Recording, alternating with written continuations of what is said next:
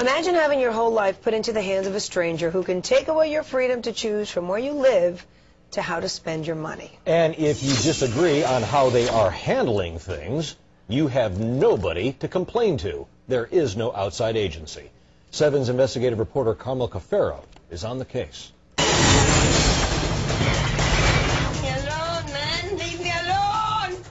95-year-old Lucille Gittens was forced to leave the home she had lived in with her son and his family for 30 years. I felt helpless.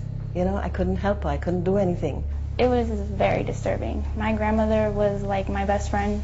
The court stepped in and appointed a guardian after a family disagreement over the mother's finances. 90% of families have, internal squabbles. I'm sure that you're aware of that. But that does not mean to say it has to reach this level with, making a drastic decision like this for no reason. He says first the guardian took over his mother's estate and eventually took her out of her home and put her in a group facility. The legal system is so complex that you can spend all your money and all the time and get nowhere. Keith says he could find no one to independently investigate his concerns about what was happening with his mother.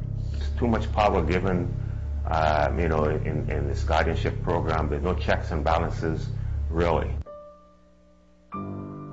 Avril Shuckman says her mother had a picture-perfect life, but her last hours were a nightmare. My mother suffered desperately. I think it was the most heinous crime. Avril says her mother had a do not resuscitate order, which her guardian ignored. In fact, the South Florida Guardian did not call Avril in Tampa and tell her her mother was dying until 4 days after she was put on life support. She lasted another 20 hours gasping for air. It was the most awful death I've ever seen. It was just tragic. Avril thought the Guardian should have been investigated, but she could find no independent agency to hear her concerns. I think the legislature should look at the entire guardianship program and revamp it. Avril and Keith are not alone. Nationwide, so many families are upset about the treatment of loved ones they've organized. A guardianship is like being in quicksand. You never know what you're going to get into, and it's almost impossible to get out of. Annie McKenna is with the National Association to Stop Guardian Abuse.